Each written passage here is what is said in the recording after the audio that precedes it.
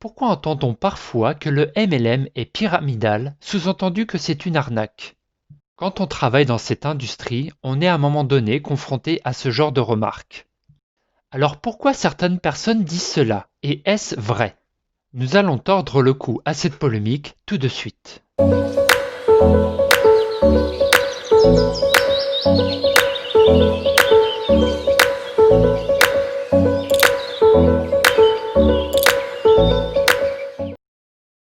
Alors qu'est-ce qu'une pyramide de Ponzi? L'exemple le plus connu de cette escroquerie est celle de Bernard Madoff, condamné le 29 juin 2009 à 150 ans de prison. Alors en quoi consiste cette arnaque? Un fraudeur vous convainc d'investir de l'argent et vous promet de toucher des intérêts mirobolants rapidement. Cet argent ne va pas être investi, le fraudeur va le garder pour lui. Quand au bout d'un moment, vous souhaitez récupérer votre mise, il va soit vous demander de réinvestir pour que vous gagniez encore plus d'argent, soit trouver de nouveaux investisseurs pour pouvoir vous rembourser.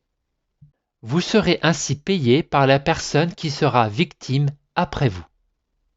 La pyramide de Ponzi vient de Charles Ponzi. En 1920, cet immigré italien a convaincu des habitants de Boston de toucher 50% d'intérêt en seulement 3 mois, autrement dit de doubler leur mise en très peu de temps. Il a démontré que le prix des timbres postaux était différent en Italie et aux États-Unis. En achetant les coupons-réponses provenant d'Italie, les investisseurs pouvaient les revendre aux États-Unis 4 fois plus cher. Mais Ponzi n'a jamais acheté de timbres. Seuls Charles Ponzi et les premiers investisseurs ont pu gagner beaucoup d'argent. L'arnaque a attiré l'attention du fisc américain et Charles Ponzi a été condamné. Cette pratique est évidemment interdite. Les victimes sont en fait les personnes qui veulent un résultat rapide et sans rien faire. Et désolé de vous décevoir, mais ça n'existe pas. Alors pourquoi certaines personnes associent le MLM à un système pyramidal?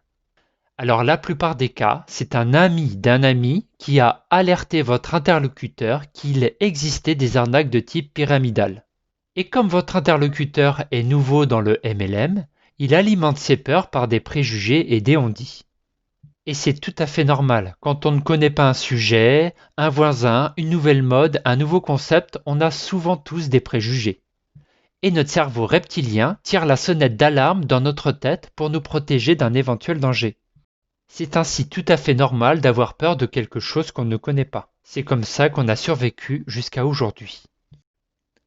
Alors voici un rappel de ce que c'est qu'une entreprise de MLM, appelée également marketing de réseau ou marketing multiniveau ou networking. C'est une entreprise, tout ce qu'il y a de plus normal, qui rentre dans un cadre juridique classique. Elle a des coûts pour fabriquer un produit, les impôts à payer et des charges. La seule différence, c'est que les entreprises de MLM misent sur le bouche à oreille de représentants ou d'ambassadeurs de la marque pour promouvoir ses produits.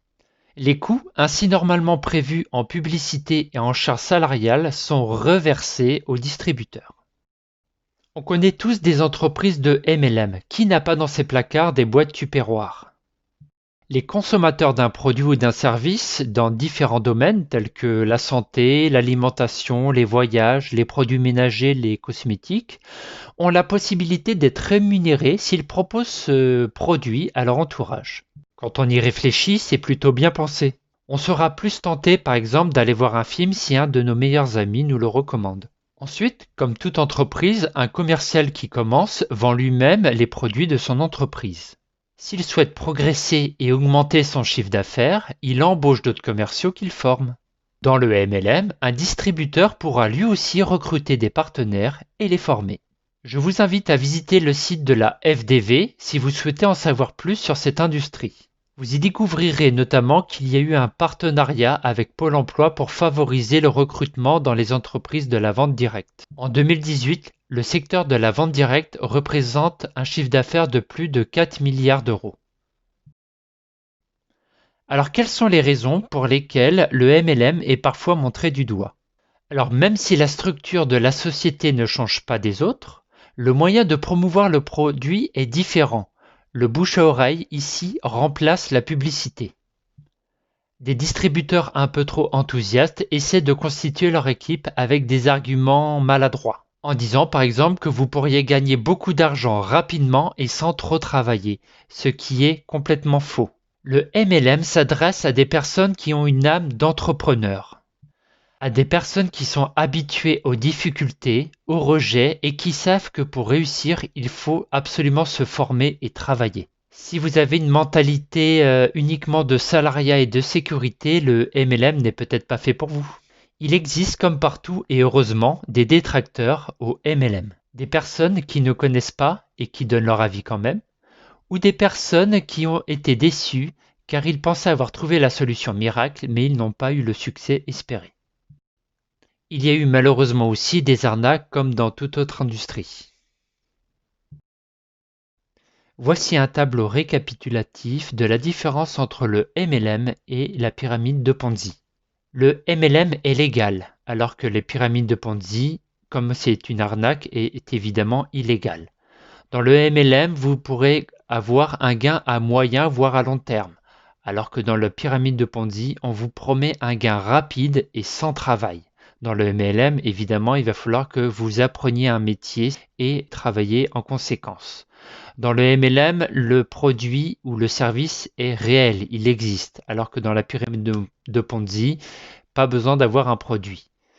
Dernière différence, si un nouveau travaille plus que son parrain, il gagnera plus que lui. Soit dit en passant, en entreprise classique, je n'ai jamais vu un subordonné gagner plus que son chef, mais passons. Alors que dans les pyramides de Ponzi, il est impossible de gagner plus qu'un ancien. Voici quelques points à faire attention avant de vous lancer dans un MLM. Premièrement, qui sont les fondateurs? Deuxièmement, où est le siège social? Est-il dans un paradis fiscal? Si oui, ce n'est pas forcément une fraude, mais cela doit attirer votre attention. Ensuite, est-ce qu'il a bien un produit ou un service réel? Pouvez-vous gagner plus que votre parrain? Si vous voyez que vous pouvez gagner plus que votre parrain, comme n'importe quelle entreprise de MLM, c'est formidable car ce n'est pas possible dans une pyramide de Ponzi. Depuis combien de temps l'entreprise existe? Un système pyramidal ne peut pas résister très longtemps. À un moment donné, le système s'écroule. Ensuite, si on vous dit que vous allez gagner rapidement de l'argent, ne traitez pas tout de suite l'entreprise d'arnaque. Prenez plutôt de la distance sur ce que vous dit le distributeur et interrogez les autres personnes pour vous faire votre propre avis. J'espère que cette vidéo vous a plu et vous a servi. N'hésitez pas à commenter cette vidéo, à la liker et à la partager pour aider vos connaissances à mieux comprendre ce qu'est le MLM.